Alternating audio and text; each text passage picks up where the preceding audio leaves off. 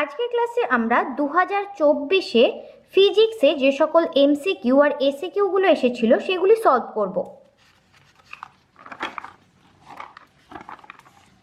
Section 1-এ যেটা প্রথম যে এমসিকিউটি ছিল সেটা দেখো বলেছে 5 মিটার ব্যাসার্ধের একটি বৃত্তের কেন্দ্রে 100 মাইক্রোকুলম তড়িৎ আধান অবস্থিত।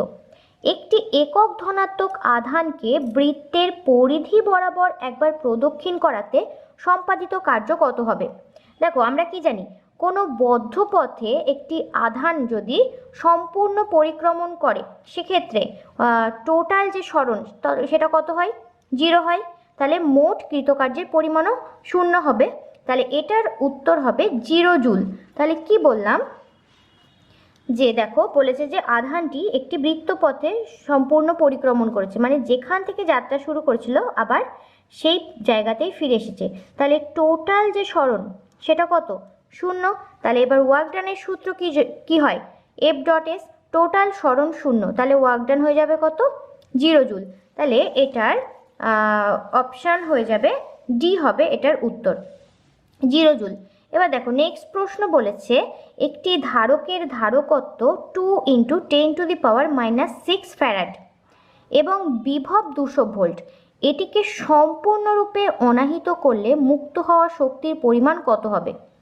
তাহলে শক্তির যে সূত্র সেটা আমরা কি জানি? সেটা আমরা জানি ইউ ইকুয়াল টু হয় হাফ সি ভি স্কোয়ার। এখানে বলা আছে কত? সি দেখো বলা আছে 2 × 10⁻6 ফ্যারাড, আর বিভব দেখো বলা আছে 200 ভোল্ট। তাহলে এবার মানগুলো বসিয়ে দিই। U equal to half C V square, তাহলে মানগুলো বসালে ক্যালকুলেশন করে কত পাচ্ছি? 4 × 10⁻2 জুল।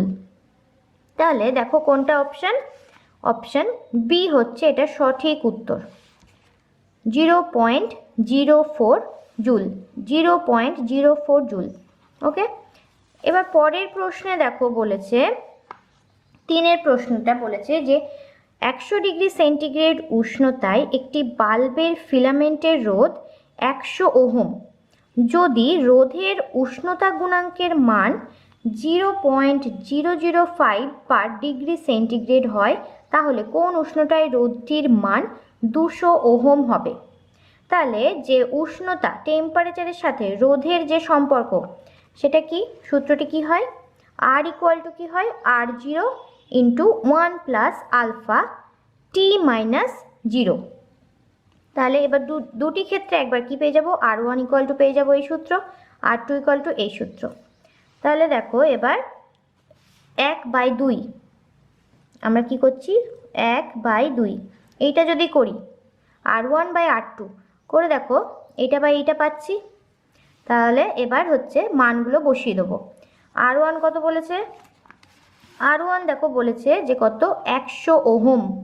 আর R2 কত? 200 ওহম। ওকে, আর R0 কাটলো, 1 + আলফা। আলফা কত বলেছে? উষ্ণতা গুণাঙ্কের মান 0.005 পার ডিগ্রি সেন্টিগ্রেড। তাহলে এবার এই মানটা বসিয়ে দিই। মানটা বসিয়ে T1 এর মান বসাবো। T1 কত ডিগ্রি সেন্টিগ্রেড উষ্ণতায়? T1 হচ্ছে 100 ডিগ্রি সেন্টিগ্রেড উষ্ণতায়। তাহলে এই মানগুলো বসিয়ে দেখো ক্যালকুলেশন করলে এটা হাফ হচ্ছে, এটা কাটাকুটি করলে এটা হাফ দাঁড়ালো। এখানে মানগুলো বসালাম, মানগুলো বসিয়ে আমরা ক্যালকুলেশন করলে T2 দেখো পেয়ে যাচ্ছি 400 ডিগ্রি সেন্টিগ্রেড। তাহলে উত্তর হয়ে যাচ্ছে কি? সি হবে 3-এরটার সঠিক উত্তর। নেক্সট প্রশ্ন বলেছে একটি তড়িৎবাহী দীর্ঘ ঋজু তার বহিস্থ সুষম চৌম্বক ক্ষেত্রের সঙ্গে থিটা কোণে রাখা আছে। তারটি সর্বোচ্চ বল অনুভব করবে যদি থিটার মান কত হয় সেটা বের করতে বলেছে। দেখো সুষম চৌম্বক ক্ষেত্রে থিটা কোণে থাকলে যে বল ওটার উপর কার্য করে সেটার সূত্র কি হয়? সেটার সূত্র হয় F equal to QVB sine theta, তাই তো? QVB sine theta. এখন বলেছে কি বলের মান কি হবে? সর্বোচ্চ অনুভব করবে।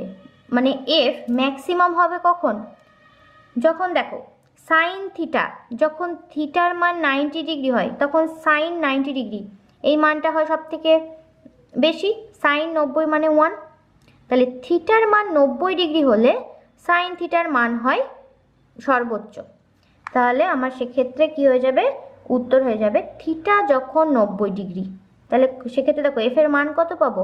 থিটা এখানে 90 বসালে এফ ইকুয়াল টু পেয়ে যাব কিউ ভিবি, যেহেতু সাইন 90 কত 1। ওকে, বা এভাবেও করতে পারো, দেখো F equal to q v B sine theta, তাহলে বলছি কি সর্বোচ্চ হবে, এটাকে ডেরিভেটিভ করলে d F d theta equal to minus q v B cos theta.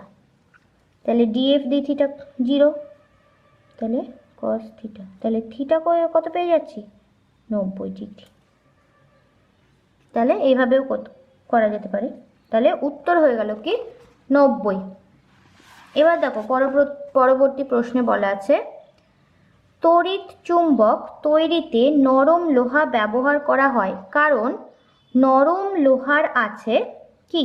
এইটার হবে নিম্ন ধারণ ক্ষমতা ও নিম্ন সহনশীলতা। তড়িৎ চুম্বকের ক্ষেত্রে যেটা দরকার, যে কয়েল, তড়িৎ চুম্বক মানে যে কয়েলটা আছে সেই কয়েলের ক্ষেত্রে সেই কয়েলটাকে খুব তাড়াতাড়ি ম্যাগনেটাইজ করার প্রয়োজন হয়, আবার খুব তাড়াতাড়ি ডিম্যাগনেটাইজ করার প্রয়োজন হয়। মানে খুব তাড়াতাড়ি চুম্বকে পরিণত করতে হবে, আবার চুম্বকত্ব যেন হারিয়ে ফেলে সেই ব্যবস্থাও করতে হবে।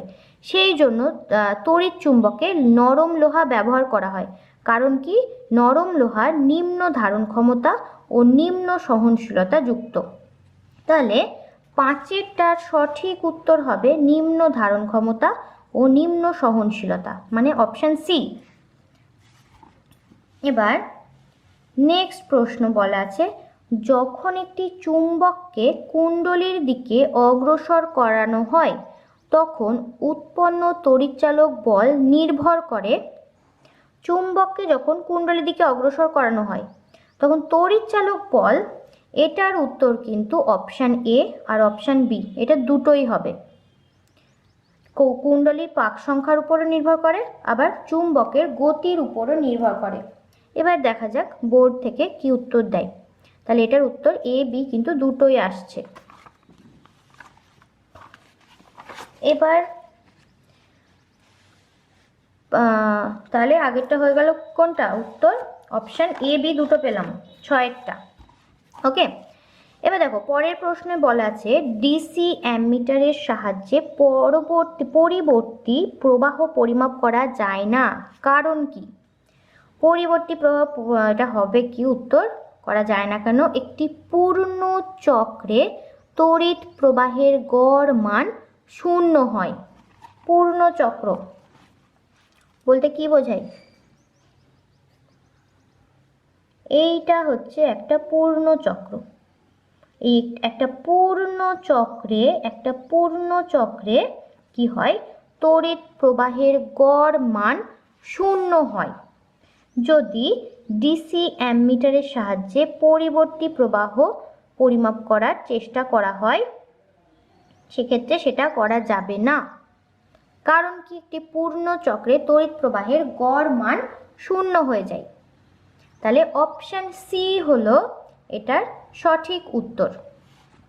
নেক্সট প্রশ্ন 8এরটা বলেছে একটি তড়িৎ চুম্বকীয় তরঙ্গের শক্তি তার তড়িৎ ক্ষেত্র ও চৌম্বক ক্ষেত্র বরাবর যে অনুপাতে বণ্টিত হয় তা হলো কি? সমান ভাগে বিভক্ত হয়। তাহলে অপশান কি হবে? 1:1। কারণ কি? তড়িৎ ক্ষেত্রের দেখবে ক্যালকুলেশনটা দেখবে বইয়ে করা আছে, একবার দেখে নেবে যে তড়িৎ ক্ষেত্রের যে শক্তি ঘনত্ব সেই শক্তি ঘনত্বের মান হয় 1/4 ε0 E0²। আবার চৌম্বক ক্ষেত্রের যে শক্তি ঘনত্ব UM দিয়ে যেটা ডিনোট করা হয়েছে সেটা দেখবে একই আসছে ক্যালকুলেশন করে, এটা 1/2 μ0 B0² × 1/2 এটা আসে। ক্যালকুলেশন করলে দেখবে কি পাওয়া যাবে? Same 1/4 epsilon 0 E0 square. দেখো দুটো মানই সেম, তাহলে ইউএ ইকুয়াল টু ইউএম, তাহলে যে শক্তি ঘনত্ব সেটা একই হচ্ছে। তাহলে এটার উত্তর হয়ে গেল কি 1:1। 10এর প্রশ্ন, এই 9এরটা দেখো বলেছে কোনো সম উভত্তল মানে ডবল যে ইকুইকনভেক্স লেন্সের মাধ্যমের প্রতিসারাঙ্ক বলে দিচ্ছে 2.5। যদি লেন্সটির বক্রতা ব্যাসার্ধ r হয় তবে সেটির ফোকাস দূরত্ব কত হবে? সূত্র কি হয় ফোকাস দূরত্বের সূত্র? 1/f ইকুয়াল টু হয় mu minus 1 into 1/r1 minus 1/r2। মানে ডাবল ইকুইকনভেক্স লেন্স সেটা কীরকম দেখতে হয়? এরকম দেখতে হয়। তাহলে এর বক্রতা ব্যাসার্ধ এদিকে ডিরেকশন, আর এইটার জন্য এর বক্রতা ব্যাসার্ধ ডিরেকশন এইদিকে, আর এই দিকটার জন্য এর বক্রতা ব্যাসার্ধ ডিরেকশন কোন দিকে? এই দিকে। তাহলে r1 পজিটিভ আর r2 যেটা সেটা নেগেটিভ। ওকে, r2টা কি নেগেটিভ। ওকে, কিন্তু আবার দেখো বলা আছে কি বক্রতা ব্যাসার্ধ r, তাহলে r1 equal to r2 equal to মান কত? মান হচ্ছে r, কিন্তু r2টা কি নেগেটিভ। ওকে, তাহলে এবার মান বসিয়ে দাও। আর মিউ দেখো কত বলা আছে, লেন্সের মাধ্যমের প্রতিসারাঙ্ক 2.5, তাহলে মিউ 2.5, তাহলে মিউ 2.5 মাইনাস 1/r1, r1 কত? ক্যাপিটাল আর, আর r2 কত? Capital R. কিন্তু কি বললাম r2 যেটা সেটা নেগেটিভ, কারণ এই ডিরেকশন কোন দিকে? এই দিকে। তাহলে পেয়ে যাচ্ছি কত? 1/f ইকুয়াল টু, ক্যালকুলেশন করলে দেখো এটা 1.5 ইন্টু 2/r, তাহলে f উল্টে দিচ্ছি, f ইকুয়াল টু পেয়ে যাচ্ছি r/3। তাহলে এটার 9টার উত্তর হয়ে যাচ্ছে কি অপশন বি। ওকে, পরেরটা দেখো বলেছে 10এরটা ইয়ংয়ের দ্বিরেখাছিদ্রের পরীক্ষায় ব্যতিচার রশ্মির কোনো একটির গতিপথে পাতলা কাঁচের পাত প্রবেশ করালে কি হবে? ইয়ংয়ের দ্বিরেখাছিদ্র পরীক্ষায় এই যে এর গতিপথে আমি একটা রেখেছি কি কাঁচের একটি পাতলা কাঁচের পাত, এটা রাখা আছে। তাহলে কি হয়, যদি রাখা থাকে তাহলে ঝালর যে পটি এখানে যে তৈরি হবে সেটার কি হবে? স্থানান্তর ঘটবে। তাহলে এটার উত্তর হয়ে যাবে অপশন সি। 10এরটা হবে অপশন সি হবে এটার সঠিক উত্তর। এবার পরের প্রশ্নে বলেছে দেখো সম্পৃক্ত আলোক তড়িৎ প্রবাহমাত্রার মান নির্ভর করে কিসের উপর? এটা নির্ভর করে যে আলোর যে তীব্রতা মানে আলোক প্রাবল্যের উপর নির্ভর করে। তাহলে এটার সঠিক উত্তর হয়ে যাবে অপশন ডি। এই প্রশ্নের উত্তর দেখো কি হবে 12। বোর কক্ষপথে আবর্তনকারী ইলেকট্রনের কৌণিক ভরবেগ এবং ব্যাসার্ধ r এর মধ্যে সম্পর্ক কি? দেখো ইলেকট্রনের বোর কক্ষপথে যে আবর্তনকারী ইলেকট্রন তার কৌণিক ভরবেগের সূত্র কি হয়? কৌণিক ভরবেগের সূত্র হয় L ইকুয়াল টু NH/2π। এবার দেখো তো n এর সাথে যে ব্যাসার্ধের একটা সম্পর্ক আছে সেটা কি? rn প্রপোর্শনাল টু কি হয়? n square. তাহলে √rn ইকুয়াল টু হবে কি? n। তাহলে n এর জায়গায় মান বসাবো কি? √rn। এই যে n এর জায়গায় √rn বসাবো এবার। তাহলে পেয়ে যাচ্ছি দেখো h/2π, এটা তো কনস্ট্যান্ট। তাহলে ln প্রপোর্শনটা কি হয়েছি? rn⁻²। তাহলে দেখো এটা কোনো অপশানে কিন্তু মিলছে না, একটাও মিলছে না। এটা হবে rn⁻²। তাহলে এটা কোনোটিই হচ্ছে না।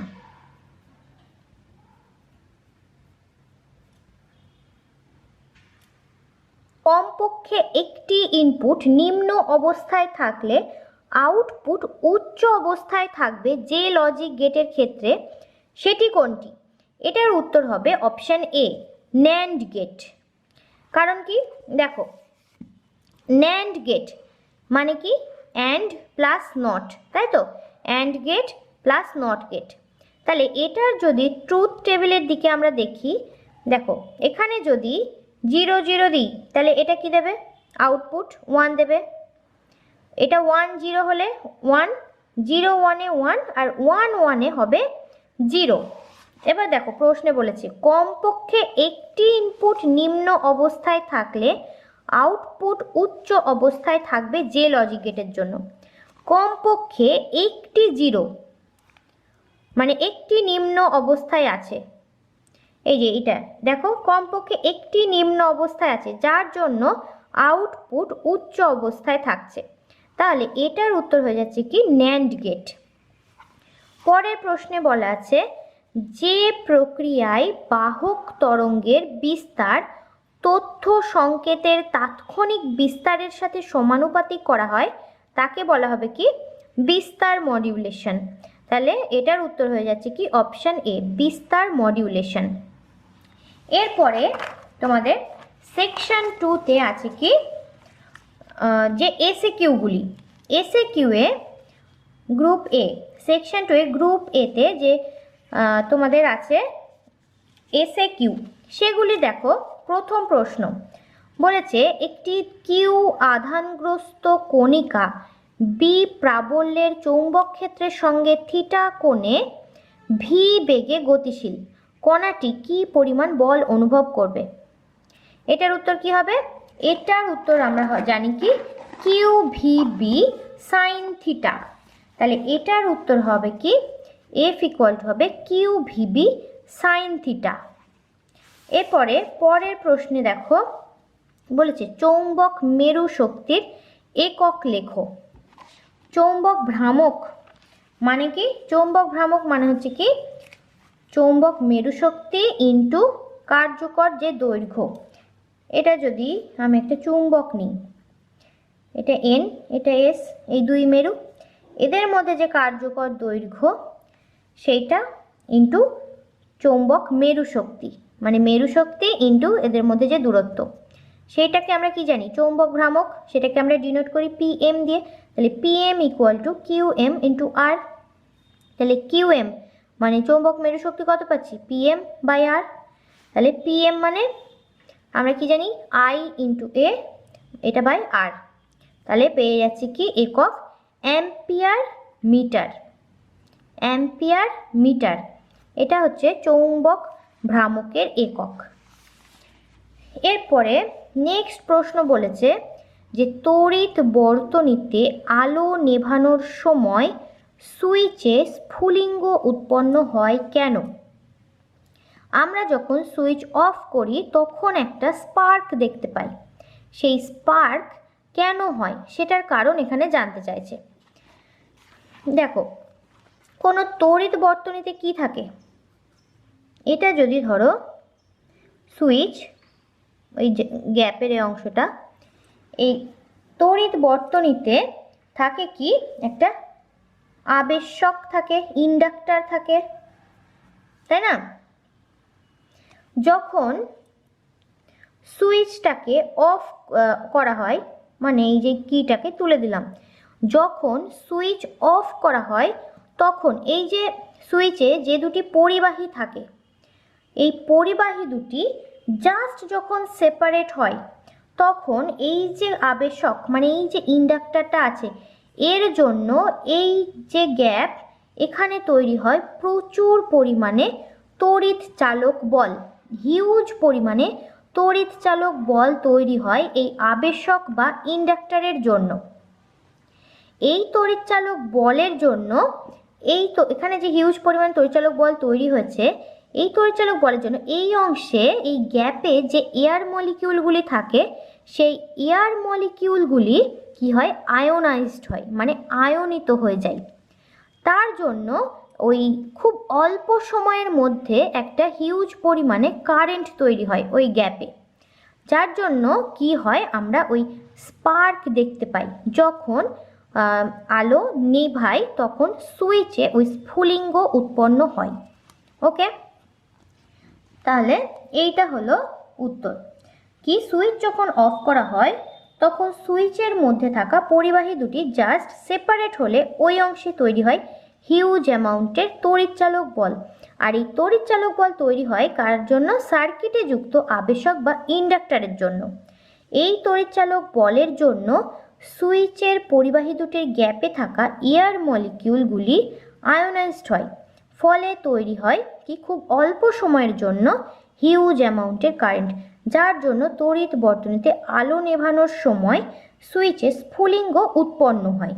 ওকে, এবার নেক্সট প্রশ্ন বলেছে যে একটি রেখ উৎস থেকে উৎপন্ন তরঙ্গ মুখের আকৃতির নাম লেখো।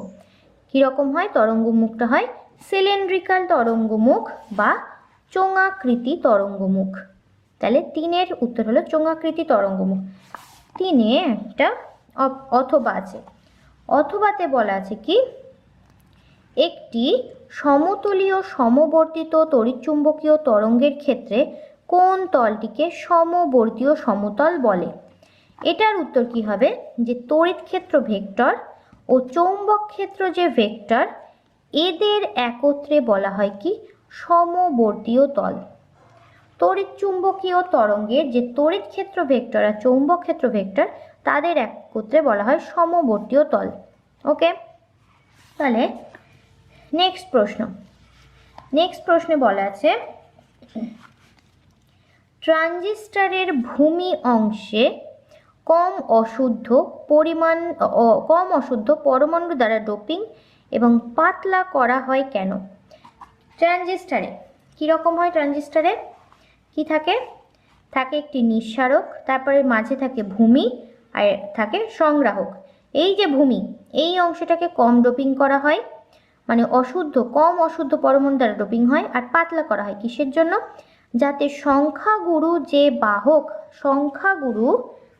যে আধান বাহক আছে, তার মানে কি এটা যদি NPN ট্রানজিস্টর হয়, N মানে এখানে প্রচুর পরিমাণে ইলেকট্রন থাকবে, সেই সংখ্যাগুরু ইলেকট্রন বাহক যেন সহজেই এই পাতলা ভূমি ভেদ করে যেন এই ক্রস করে যেন সংগ্রাহকে যেতে পারে, সেই জন্য এই অংশটা পাতলা করা হয়।